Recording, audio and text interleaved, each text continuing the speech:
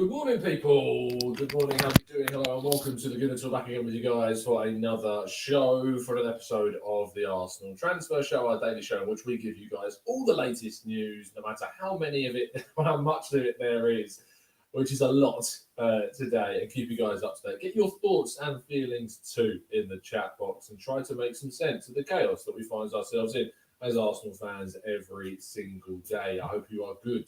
I hope you are well. And I hope that you are happy. For some reason, my mic is not plugged in. That will be a big reason why. Give me.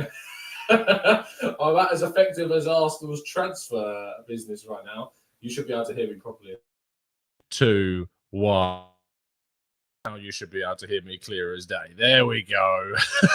No sound. Audio is dead. It's dead. It's gone. It's finished. It's over. Hello. Good morning. Good welcome. Hope you can now hear me. Jesus Christ. So deep. I hope you're good, guys. Welcome to another episode of the Gooner Talk where you've had no sound for about 10 seconds or maybe even longer than that. And hopefully you can hear me now. But we've got lots to talk about today. And if you are enjoying the series, please make sure. I can't talk now. So yeah, there's no point me having a mic because I can't even speak. I hope you're well. And please make sure you drop a like on the video. Subscribe to the channel if you're new with those notifications turned on so you never miss a show. Anyway, let's crack on with our first story, which is, of course, our Euros one to watch. As always, we like to focus on this first, get the news kicked off and see who you should be focusing on at the European Championships this summer. I've gone for a selection today of today's games. Ukraine against Macedonia. Matvienko in the back line for Ukraine. Interestingly, Arsenal have been linked to him in the past. And then for Macedonia, Enis Bardi, the Levante attacking midfielder. We've then got Denmark against Belgium, which is going to be a very interesting game to see how the Danes obviously play after the horrific scenes we saw in Amsterdam, in Copenhagen previously. But I've gone for Mal of Atalanta, who's playing in a left-back role despite typically being a right-back, and maybe someone that Arsenal may find some interest in for his versatility. And then I've gone for Jeremy Doku, the youngster in the Belgian lineup. May not get too many minutes this tournament, but certainly someone you should keep an eye on if he does get on the field. For Holland, I've gone for, or rather for the Netherlands, I've gone for Jurien Timber, the young Ajax defender that can play in multiple positions across the back line, but mainly as a centre-back. And, of course, Marcel Sabitzer from Austria to keep an eye on today. Always, as Drizzy says in the chat, one to watch, Goran Pandev, just for the nostalgia, basically. Anyway, let's move on to our main transfer stories, of which there are absolutely loads. Here we go with number one. Dinos Mavropanos, the Greek defender. We like to start with the outs and then we move towards the ins. Mavropanos is certainly someone that is obviously surplus to requirements at Arsenal this summer. He's a player in which we think about as really a good prospect at Arsenal and someone that's done pretty well on loan at Stuttgart last season. In fact, in all the tactical breakdowns in which we compare his stats to a lot of the players, he comes out very well. He comes out very, very well indeed. But it looks like he is off, and he is off for a figure in the region of around £7 million to Stuttgart. Now, it shouldn't surprise you that's the figure in regards to the club, because Stuttgart don't tend to pay too many big fees for players. However, what should surprise you is the figure in regards to how much this player is actually worth. £7 million is an incredibly attractive deal for anyone that wants to get this done. Mavropanos is very open to returning to Stuttgart. He's done very well in the Bundesliga. He's got into the Greek national side for it. And if Arsenal can more than triple their investment, which was just under £2 million when we brought him in, you would argue that's good business. But I feel like you could get more for what he has given, upwards of £10 million. But if he goes for 7, we wish him all the best. Hope that he does all right. Hope that he can get some good money for us in the end. And maybe it ends up being more than just 7 million. I will come to a lot of your thoughts and comments and questions at the end because we've got a lot of stuff to get through. Let's go on to the next one, which is Eddie Nketiah. Arsenal are effectively offering Nketiah out now to any clubs that are interested in taking the England Youth International. He has obviously been a decent servant to the club whilst he's been here. We would like to have seen him done a little bit more, I suppose, with the amount of minutes that he's had, it's been a hell of a lot. And so for that amount, I don't feel like we've got an equal return on maybe what was expected. He's not really been able to reach his potential at Arsenal.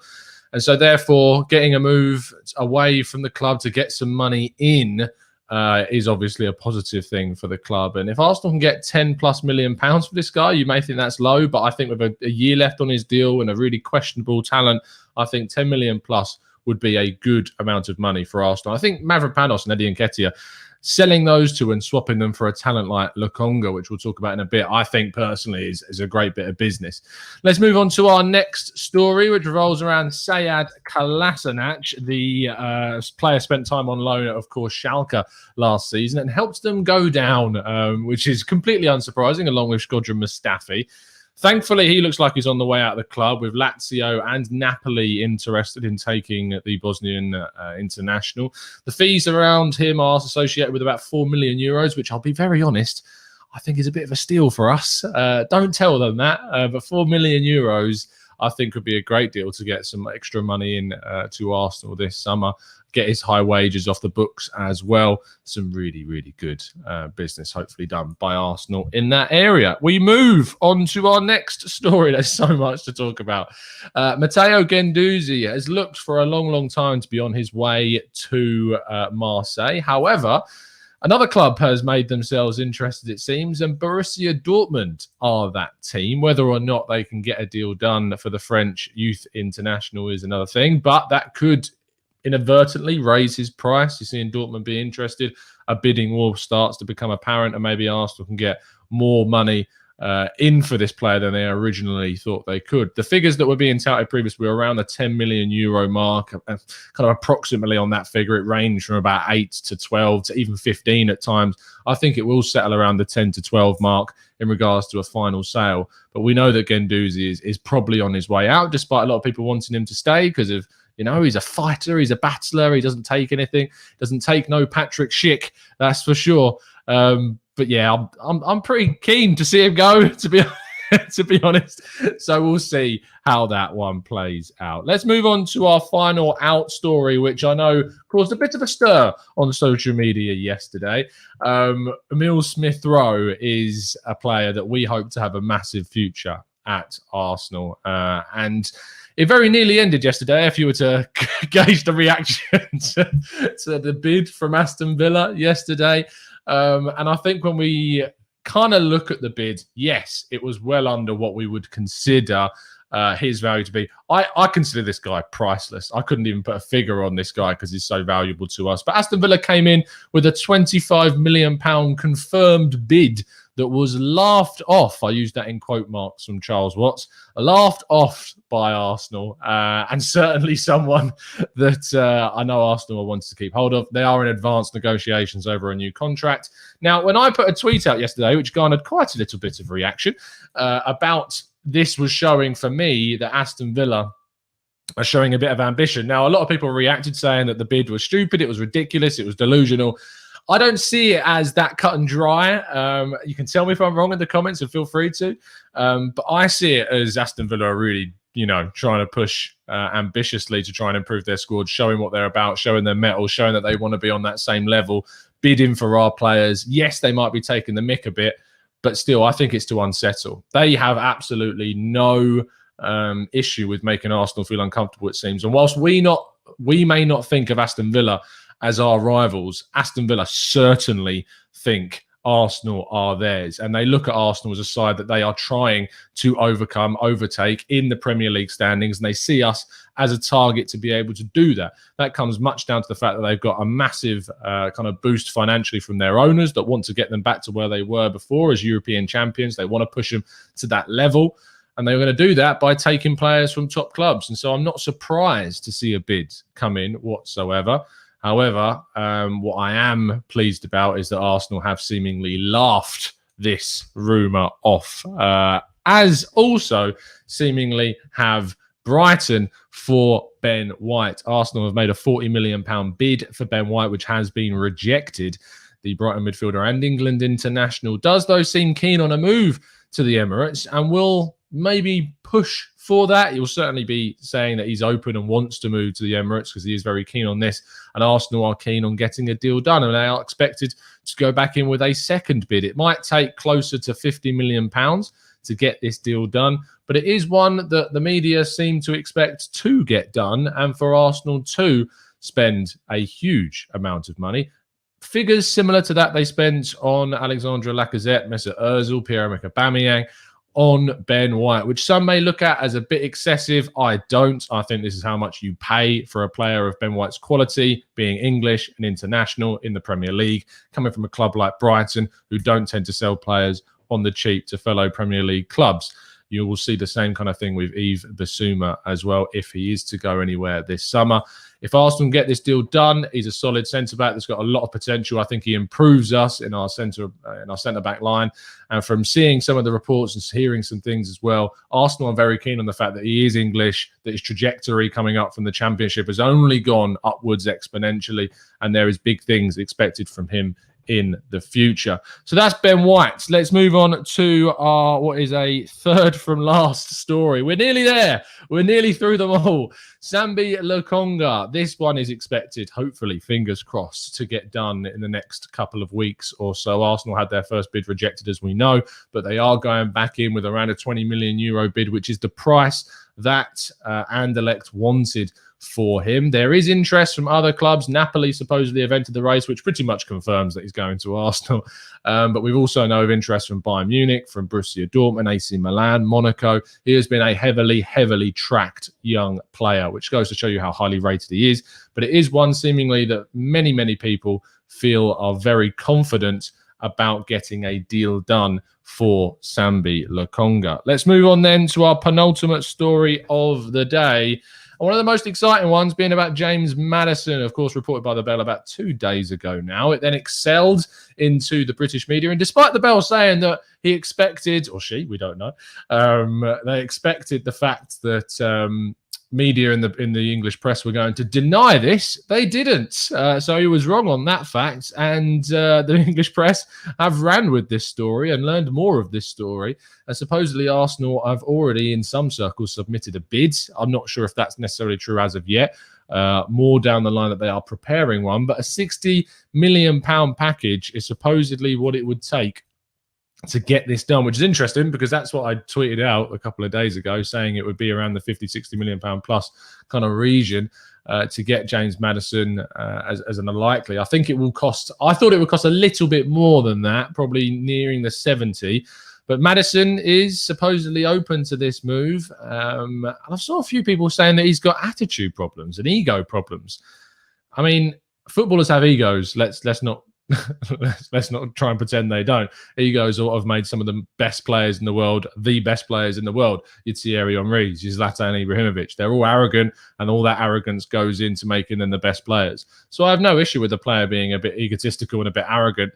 I have a bit of an issue with players having an attitude problem, and I've heard nothing about Maddison having an attitude problem whatsoever. So there is that one. Anyway, we move on to our final story of the day, which revolves around Aaron Ramsdale, which again caused quite a stir on the socials yesterday. He is a player that he's a player that's going to divide a lot of opinion about how much Arsenal should go for. The figures that were being touted around were around £20 million. Now, Sheffield United did pay £18.5 million to Bournemouth to get him at the start of last season. He was the Bournemouth player of the season when they were relegated. He was Sheffield United's player of the season when they got relegated last season.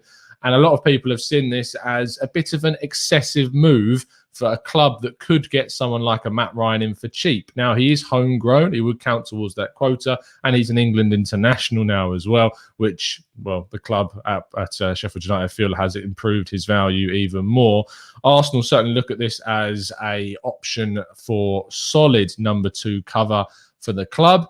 Well, Ramsdale is apparently open to this move as well. And we will, of course, be doing a tactical breakdown to try and work out how good he is, how he compares to Bernd Leno and to Andre Onana and Matt Ryan as well. We'll use all of Matt Ryan's Premier League stats from his time at Brighton and his time at Arsenal to try and help work out how good Ramsdale is in comparison to these players. So instead of me just going, nope, not for me, he's rubbish, that's not where we're going to go with this route. We're going to try and look at this objectively. We're going to look at his stats, see how he compares, and of course get the expert insight as well. So we get the eye test from some Sheffield United medias, so to keep you guys as much up to date with Aaron Ramsdale as you feasibly could be.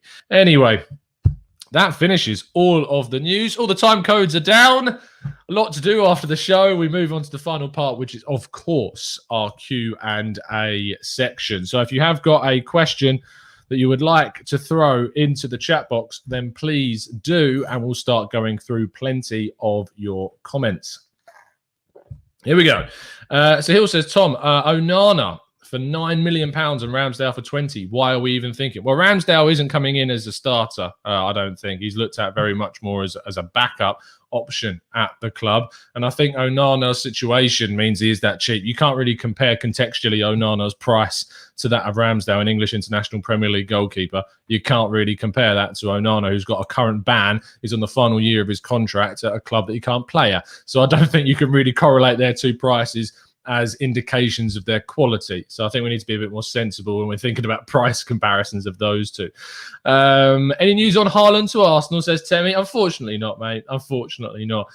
James Breen says, wing-back, Tom, are we linked to any so far? Currently, no, but there were some interesting thoughts about Hector Bellerin in talks with kind of a move to Spain, with lots of kind of Spanish clubs at the moment negotiating about who is going to go for him. Villarreal, Real Betis. We even heard talk of Barcelona back in the day, although that's probably unlikely at this stage. So there is a number of clubs that are interested. He doesn't want to move to another English club, so we'd expect to see Bellerin move on this window to somewhere in Spain, it seems. Samuel says, question. Tom, our three-man pro clubs team needs some star power to make us Division 1. We are in Australia and we need Tom the Phantom Canton to play central midfield. Would you be keen? Mate, I deleted FIFA. Otherwise, I would be so up for it. I used to love playing pro clubs. It was a great game. But great question. Wilson says, do you think Arsenal need Lokonga, Basuma and Maddison? I think, of course, Arsenal need those three, Wilson. That would improve us to no end, of course. Ashton says, are we waiting for Chelsea, PSG, United and City to kickstart this market? It does seem very quiet at the moment. We're not seeing too much movement. We're seeing a lot of noise from Manchester United with Jadon Sancho. Haaland has been linked to, of course, a number of clubs, but there's no movement on that. I do expect the market to explode after the European Championships does conclude, because then there's a lot of players that are at the tournament that are waiting for that tournament to finish before they make a decision on their future. So I imagine that it will kick off a hell of a lot more after the European Championship. Now, interestingly, it's actually less than a month now until Arsenal kick off their pre-season campaign against Hibs. I believe it's something like the 13th, or the 12th or the 13th of July. Arsenal are due to play their first friendlies against Hibernian and Rangers. Let me just quick on here. Yeah, 13th of July, we play Hibs. And then on the 17th of July, we play Rangers before going to Miami in Florida, or Orlando in Florida, rather. I got Miami on the brain. I was watching a film yesterday. Orlando in Florida to play Inter Milan on Sunday, the 25th of July. We then play either one of Everton or Millonarios, Colombian team, on the 28th, before then kicking off the Premier League season on August 14th. There is possibly going to be an Emirates Cup in between that period, although there is that yet to be announced. There's lots of stuff still to do. I imagine more movement will take place then. Congrats, Drizzy. Glad you're going to the Florida Cup. Enjoy. Hopefully you can watch some new signings play for sure. Tahib says, Chris Wheatley said that Arsenal bidded for 4 players last week. Lokonga, White, and who do you think the other 2 are? I have a feeling that one of the proposals may have been, of course, for Aaron Ramsdale. It may have also been another goalkeeper. We don't know right now. It could have been a Matt Ryan proposal. The other player that, of course, we have been linked to, which I didn't mention today, is Manuel Locatelli. Now, I did do a tactical breakdown on him yesterday, literally an hour before he decided to go and have the game of his life against who was it they played? Switzerland. Yes, for some reason I had a complete brain fart there. Yeah, Locatelli was obviously brilliant. 2 goals, which I know doesn't make a defensive midfield's performance brilliant, but he was brilliant in addition. If he hadn't even scored those goals, Locatelli was excellent and has been throughout the entire tournament so far. He was great in the first game against Turkey, and he's been great once again. And the statistics that we looked at yesterday, I mean, if anything, he has completely blown himself away from Arsenal's kind of bracket now of players we're going for. That 40 million figure that Sassuolo wanted United has easily increased by 10, maybe even more million euros to go on top of that. I expect him to join up with Juventus this summer. I expect him to be there next season. I wouldn't think he's going to be ended up at Arsenal, but possibly that was the other player that Arsenal made an offer for. John Daly says, we're finally in for better players at last. We are finally going to see what Arteta is all about. Do you think this money from Kroenke or from sales and the loan? Well, the loan isn't the loan we saw, the 120 million loan thing, has nothing to do with transfers. That was all to do with the pandemic and dealing with that situation. Is the money from KSE?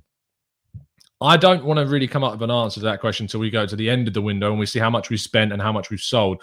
I suspect that the club are expecting a lot of incomings in terms of money for their players they're going to sell. Your Torreiras, Guendouzis, your Nketiahs, Kolasinac, Mavropanos, Bellerin. We're seeing more and more players. Granit Xhaka, Reece Nelson could go. Willian could go. We've already got David Luiz's wages off the wage bill. We've already moved on Mustafi, Ozil. These players' wages have been now off the wage bill. So there's lots of players that are moving on and lots of turnover. Bernd Leno could also go.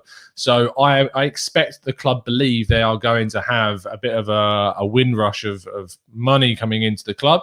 And so, therefore, they think they can go in for these big deals, which is great. Because I think, obviously, last summer we were only able to move on Emi Martinez, and arguably we shouldn't have done that.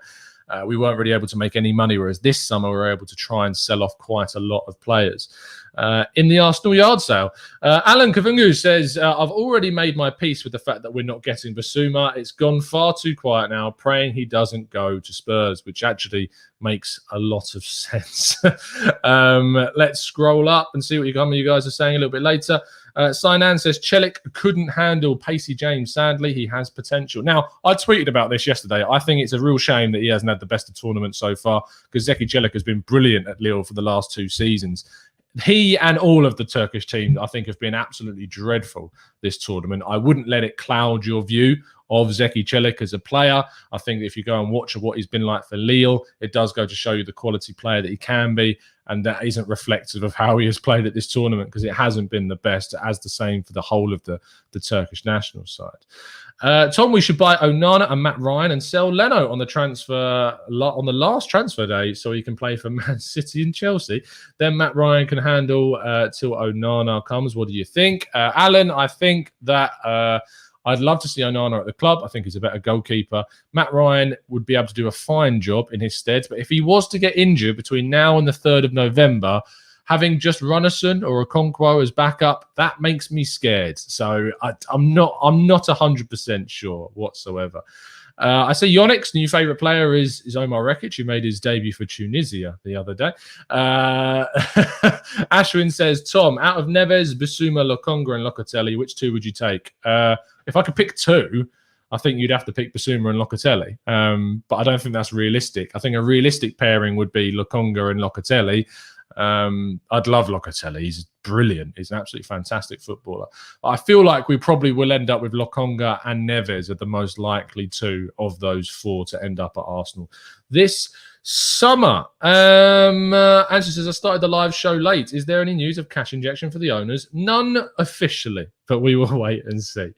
Philip says, do you think we should get some loan players, possibly backup goalkeepers or left backs? I feel like a lone goalkeeper, if we're going for Onana on a permanent, might not be such a bad situation to put ourselves in. Left back's weird because we don't really know Tierney's fitness situation. He could even miss the England game on Friday. So there is all the possibility in the world that we may not see Kieran Tierney at the start of the season if these issues persist. And I feel like it's getting to the stage now where Arsenal need to think about buying a good quality left back that can actually compete with Tierney, not just cover or be backup, but someone that is as good, as close to being as good as him as possible, so that when he has his inevitable injury problems, we've got someone who can cover him effectively. Let's scroll up. One Men says, what will happen with Saliba and Lacazette? I expect Saliba to stay. If I was a betting man, which I'm not, I would put my money on Lacazette to also still be at the club at the end of the summer and to maybe have signed a year extension. But we'll wait and see on that one. Wesley says, what about the right-back position? It went quiet on Aarons and Emerson. Well, Emerson left. He went to Barcelona. He could still leave there, and Inter Milan are interested if Hakimi leaves there. Aarons has gone very quiet. I have horrible worries about what's gone in the background with the Aarons situation because of players already at the club. But that's gone very, very quiet. Smokey says, what's the news of the shock move for Martin Ødegaard coming back to the Emirates? I've seen nothing on that, Smokey, unless that's happened in the last 23 minutes. But I've had absolutely nothing of a shock return for Martin Ødegaard. As far as I'm aware, he's staying. Imperative Views says Spinazzola, Insigne and James ripped apart Zeki Celik. Wilson says, I would be absolutely fuming if Arsenal sold Smith-Rowe to Aston Villa. We have suffered so much pain to Villa already. Seal says, Tom, Watford signed Rose. Maybe Doig can still be done. Yes, Watford did sign up Danny Rose on a free contract. I wrote about it. Maybe Doig can be an interesting signing Arsenal will make. We're actually going to play Hibs, so we might even be able to see Doig play before he goes anywhere. But he would be a good option, a young option with a lot of potential. Cyrus says we should bid 25 million for Jack Grealish just to annoy them. Sahil says, Tom, Watford signed... Oh, we've already talked about it. Miniboss says, if we are spending 50 million on Ben White, does that mean that he will start? I'd be very surprised if he didn't. So, yes, I imagine he would be starting. Initially, maybe alongside Gabriel. If Gabriel isn't fit, then maybe William Saliba's given a chance on the left-hand side because he has played the majority of his games on the left-hand side of the defence. So, yes, I imagine Ben White would start. John Daly says, not a lot of right-back news. Chambers and Cedric battling out. It is. What are your thoughts? I hope that we do go in for a right-back. We are interested in right-backs. We want to go for that position. So you would hope that we get one in before the start of the new season.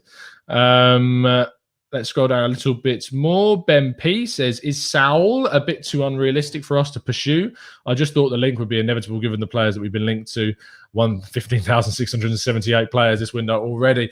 I think that the thing with Saul is he's going to want to go to a Champions League side. He's leaving Atletico Madrid, it seems. They are buying Rodrigo de Paul, which is an effective replacement for him. Because he can play as your central midfielder, not just as your number 10, as Saul can play in that same position or on the left-hand side. And I think he'll end up going to... My prediction would be Bayern Munich for Saul, but we'll wait and see. He might end up at Man United. No, I don't, Stephen. I don't think he's being signed as a right-back. He can play there and has for Brighton, so maybe it's interesting cover, but I don't expect him to play right-back. Tom, how low is the possibility of an Italian coming to an English club? It's very low. We've only seen it a few times. Jorginho is the obvious one. Chelsea had another one as well on the right back. I can't even remember his name. What was his name? That's really going to bother me. But yeah, and Emerson they've got as well at left back, but we don't tend to see Italians sign and leave Italy, to be honest. If they go anywhere, you see some of them pop up in Germany. But yeah, I don't expect too many Italians to leave Italy and choose them. Zappa Costa, thank you, that was his name. Jazz Meat says, any news on the El Neni situation? Contract talks have stalled. I don't think that's what Chris Wheatley said. I think Chris Wheatley said that Arsenal are in talks and they're basically waiting at the moment until after the Euros. I don't think that's the same as contract talks stalling. Let me just go on to Chris's profile and find out. Here it is. He says, Arsenal opened contract talks with El Neni in April. The Egyptian midfielder is now waiting for talks on extension to resume ahead of the new season. Several European clubs are monitoring the situation. So I don't think they've stalled. Stalled is usually the word you associate when the club and the player can't agree on something. It just seems like they've been paused, which I think is slightly different to stalled. I think it's a more positive way of looking at it. So I think it will be resumed after the European Championships, or, it doesn't even have to because he's not there. I would be surprised if El Neni leaves because of how short we are in midfield, but it depends on how many players we're looking to bring in that area, of course. If you haven't already, guys, please make sure you drop a like on the video. There's over 700 of you watching, so I really would appreciate if you could. Viviano in goal, says Dan. 100%. Jas Vanth says, would you like Isaac to replace Lacazette? Of course. Of course I would love that. That'd be brilliant. I don't expect it to happen, but I would love that to happen. Hill says that the Mail reported that Real Madrid are interested in a Smith-Rowe swap deal. No, thank you. Ashwin says we need a number 6. Partey is more of a number 8. I agree. So we need a purely defensive-minded player next to him, like an Ndidi. Are we really going to go for Ndidi now? That would cost a ridiculous amount of money. And Leicester don't tend to let more than one big player go from their team during a summer. So if they lose one of Maddison, Ndidi, Tielemans, I don't expect them to sell more than one of those. Carl Brewster says, in order of positions, which 4 do we all think should be prioritized first? EG 1, ACM 2, right back 3, and DM. Attacking central. What's EG? Oh. Oh, you mean example given? Sorry. So what position is EG? Is this some kind of new, like, you know, those Italian or Spanish words that get used, like a mezzala or a mezzella, or a madridista? That's not even the right word, is it? And EG. Oh, yes. I wonder if we're going to sign someone in the EG role. Attacking central midfield, right back, defensive midfield, and central midfield. I think the priority for me is central midfield right now because we're so weak. I'd then go for attacking midfield because we really need to add that creativity and goals. Then right back. And then, well, I mean, you've put DM and centre mid, which I kind of look at as two kind of the same thing. I want a 6/8 kind of player that can play both. So I would amalgamate those two. So it goes attacking midfield, central/defensive midfield, and then right back for me. Let's scroll down a little bit more. Yes, very funny. Ansar says, isn't it funny how El Neni we had already written off as an Arsenal fans 2 years ago and is the only one being offered a contract right now? Yeah, sorry about your question. Completely misunderstand that. EG stands for extra good position. Executive goalkeeper. I'm loving this. This is great. Yes. Trecordista, that's what I meant. I don't know why I meant. Madridista is a Real Madrid fan, I think. Deary me. It's an early morning, guys. I really need to stop doing these shows. Divesh says, would you take Bernardo Silva at Arsenal? He'll be available in the summer. Yes, 100%. If Arsenal can go and get Bernardo Silva for 60 million quid over Maddison. I mean, Maddison or Bernardo Silva, it's really tough for me to pick between those two. I think I lean towards Bernardo Silva because obviously he's got the pedigree of winning the league with Man City, of winning trophies there. Maddison's got his injury issues. I really think I would lean towards Bernardo Silva, who can play as on the right-hand side, can play as number 10. He's got real quality. So I would lean more towards Bernardo Silva, but I'm not sure why he would leave. Why he would leave there for us. Obviously, we know Man City are interested in getting an upgrade on him, which is strange considering how much of a prospect he still is and how young he still is. So there's lots to decide. Wilson says 50 million for Ben White. Are you serious? Yes, 100%. That's how much he cost, mate.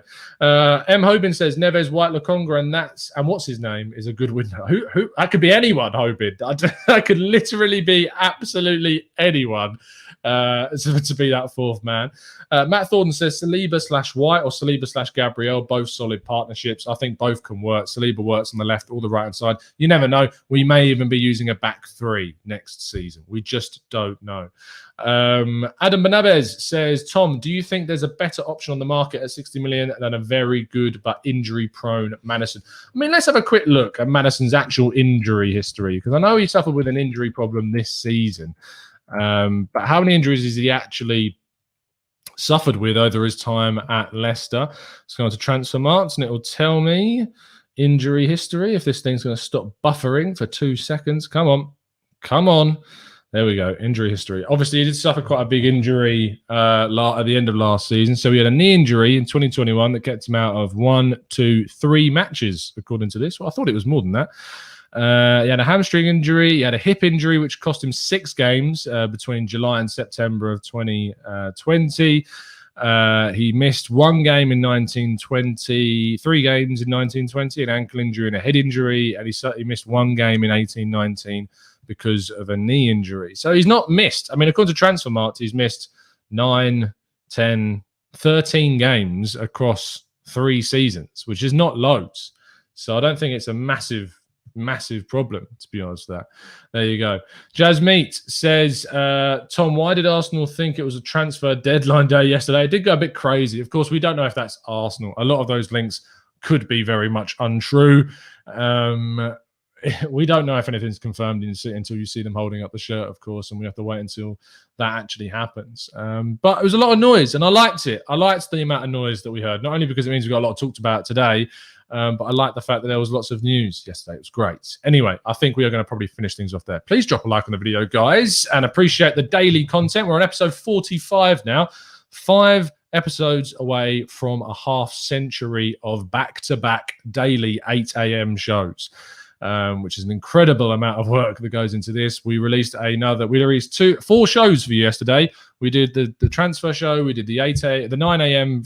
Premier League fixture reaction show, we did 2 tactical breakdowns on Maddison and on Manuel Locatelli. I've got another show coming out for you later today. There may even be a 3rd show. We'll have to wait and see. And then, of course, tomorrow will be Let's Talk Arsenal, answering loads of your questions in the Friday Q&A. It'll probably be a little bit earlier than it usually is because there's a lot of football going on, maybe around 4 o'clock, maybe even earlier than that. I'll make sure to keep you up to date on Twitter at the Gooner Talk TV, where you can find us. If you'd like to help support the channel, you can by becoming a member, and you can join our Discord server, which went off yesterday. The Discord server went insane. Everyone talking about transfers. So if you'd like to join our Discord server, you can by becoming an expert member. But it's been an absolute pleasure otherwise to speak to you guys as always. And as always, up the Arsenal.